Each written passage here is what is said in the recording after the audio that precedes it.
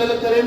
साहेब मला अजूनही आठवतंय विधानसभेची निवडणूक झाल्यानंतर पक्षाची बैठक बसली आणि मुख्य प्रतोद कुणाला करायचं यावरून चर्चा चालू होती. आदरणीय पवार साहेबांनी माझं नाव पुढे केलं आणि साहेबांनी माझं नाव पुढे करेपर्यंत मुख्य प्रतोदाचं नेमकं काम काय असते हे देखील मला माहित नव्हतं.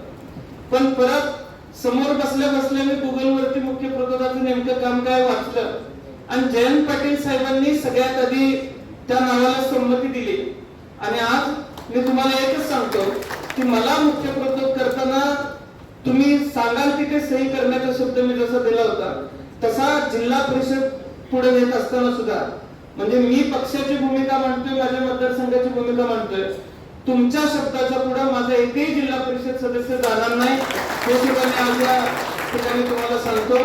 तुमच्या नेतृत्वामध्ये मला विश्वास आहे की सांगली जिल्हा परिषदेवरती आपण सत्ता स्थापन करू हे सांगायला आता कुठल्या ज्योतिषाची आवश्यकता नाही.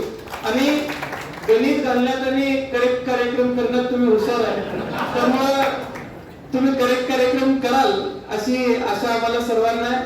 पुन्हा त्याची प्रचिती या निवडणुकीच्या माध्यमातून यावी एवढीच अपेक्षा. म्हणजे मी तर अलीकडच्या काळात यापूर्वी माझी आई साहेबांच्या बैठकीला बसायची, चुलते बसायचे. फार अलीकडच्या काळामध्ये जयंत पाटील साहेबांबरोबर वेगवेगळ्या बैठकांमध्ये मला बसायला मिळालेलं आहे. त्यामुळे आता ते हळूहळू कळायला लागले की साहेबांना हुशार माणसं का म्हणायचे. आणि आता जर यातनं प्रचिती आली साहेब तर आमच्या समोर करेक्ट कार्यक्रमाचा एक आदर्श उभा राहील आणि भविष्यात आम्ही सुद्धा त्यातनं काहीतरी शिकू.